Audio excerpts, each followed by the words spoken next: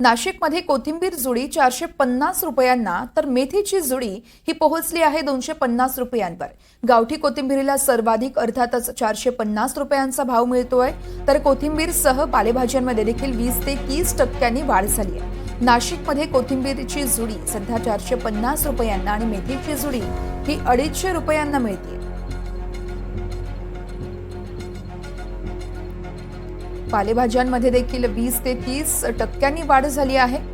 गावठी कोथिंबीर ही सध्या 450 रुपये इतक्या पैशांना मिळते। अर्थातच सर्वाधिक हा कोथिंबीरीचा भाव आहे, तर कोथिंबीरीसह पालेभाज्यांमध्ये देखील मोठ्या प्रमाणात वाढ झाली आहे। 20 ते 30% पालेभाज्यांच्या किमतीत वाढ झाली आहे।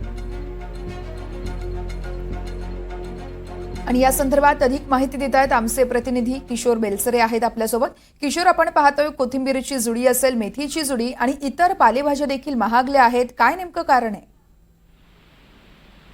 गेल्या काही दिवसापासून नाशिकला प्रचंड प्रमाणात पाऊस पडत होता, मात्र काही दिवस थांबल्यानंतर पुन्हा या 2 दिवसात पावसाचं पुनरागमन झालं आणि या पुनरागमनाने नाशिकच्या कोथिंबीरीला हा इतिहासच म्हणता येईल। 450 रुपये काही जोड्यांना भाव गेला, ज्या चांगल्या प्रतीच्या असतात, तर ज्या साध्या प्रतीच्या होत्या साधारण त्यांना 250 रुपये प्रति जोडी असा भाव गेलेला आहे। आणि नाशिकच्या बाजारात मध्ये ही प्रथमच एवढ्या मोठ्या प्रमाणात इतिहास झालेला आहे, कारण गेल्या 2 दिवसापासून आपण बघू शकतो बैलपोळा सण आणि श्रावणी सोमवार या दोन्ही गोष्टीमुळे देखील आवक कमी झाली होती आणि शेतकऱ्यांनी माल कमी आणला होता।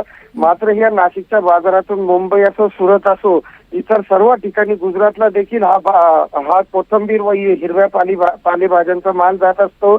आणि याचबरोबर नाशिकच्या बाजारपेठेमध्ये ज्या साधारण भाज्या आहेत, इतर कोबी असो, फ्लावर असो, भेंडी असो, यांना देखील आता 20 ते 25% पर्यंत हा भाव वाढलेला आहे। आता अद्यापही पाऊस चालू असल्यामुळे हा भाव वाढू शकतो किंवा स्थिर राहू शकतो, याचा अद्यापही सांगता येत नाही। मात्र ज्या शेतकऱ्यांचा हा भाव भेटला ते मात्र ते स्वतःला भाग्यवान समजतात। अशा पद्धतीचा हा भाव प्रथमच इतिहास तोडून गेलेला नाशिकच्या बाजार समितीमध्ये वर्षा। अगदीच किशोर, त्यामध्ये पावसामुळे खरं तर हा भाववाढ झाल्याचं बोललं जात आहे, मात्र ही भाववाढ खरं तर शेतकऱ्यांसाठी आनंददायी ठरते। खूप खूप धन्यवाद दिलेल्या माहितीसाठी।